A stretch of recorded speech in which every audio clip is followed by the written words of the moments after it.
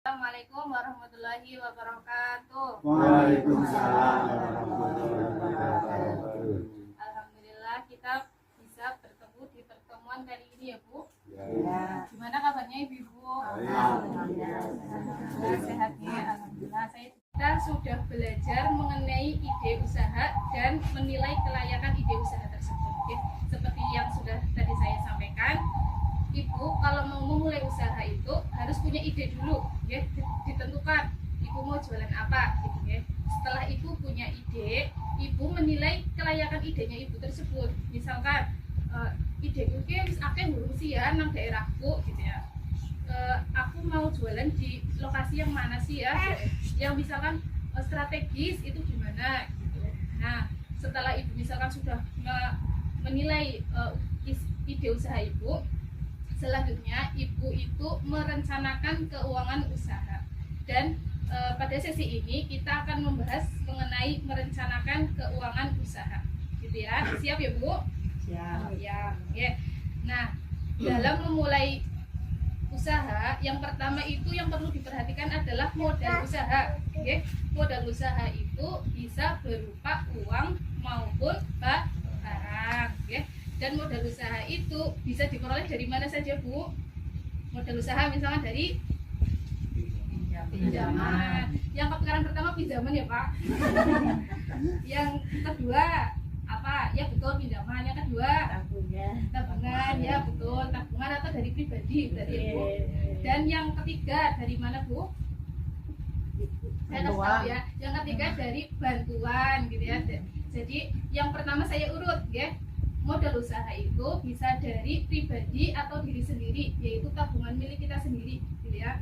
Yang kedua bisa dari orang lain yang berupa bantuan, misalkan saudara kita atau tetangga kita gitu punya misalkan dia juragan punya uang banyak, nye pokoknya duit nggak modal usaha, gitu ya. Itu modal usaha dari orang lain yang berupa bantuan. Yang ketiga modal usaha yang berupa pinjaman, seperti Bapak yang katakan ya, pinjaman gitu ya. Jadi modal usaha bisa dari pinjaman.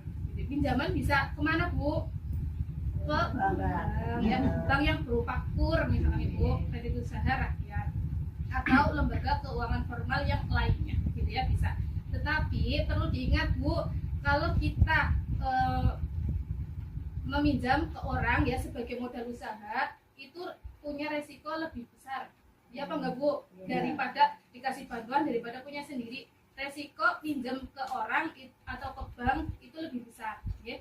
Jadi ibu-ibu mbok-mbok mengalami kerugian, ya, malah akan terlilit hutang. Jadi itu perlu dipertimbangkan, ya, jika menggunakan modal usaha dari pinjaman, gitu ya. Gitu.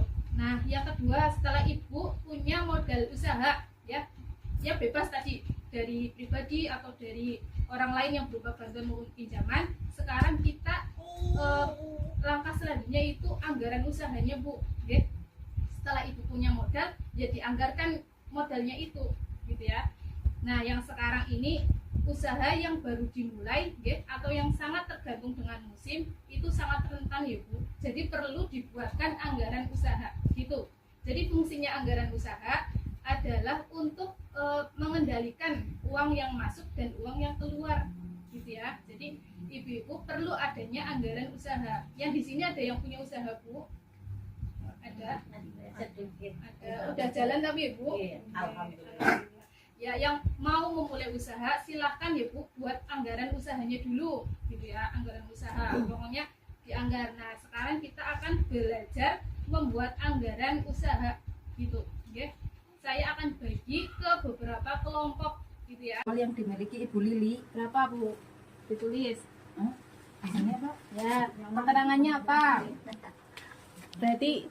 Berarti Ibu Lili itu dapat modal dari mana Bu? Pinjaman. Ya, pinjaman ke Berarti adiknya ya. Pinjaman dari adik. Ya, pinjaman. Pinjaman aja lah ya. Ya, pinjaman. Pinjam. Di soalnya ada keterangan tanpa bunga ya Bu. Ya. Berarti gimana? Berapa kan modal awalnya yang dimiliki Ibu Lili? Jadi paham ya Bu? Kalau di awal usaha keuntungannya menunjukkan lebih kecil daripada mulai ya wajar, gitu ya.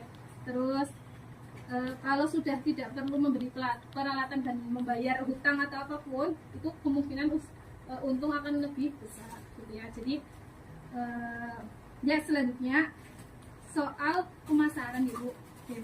Rencana keuangan usaha itu akan terwujud ini ya Bu.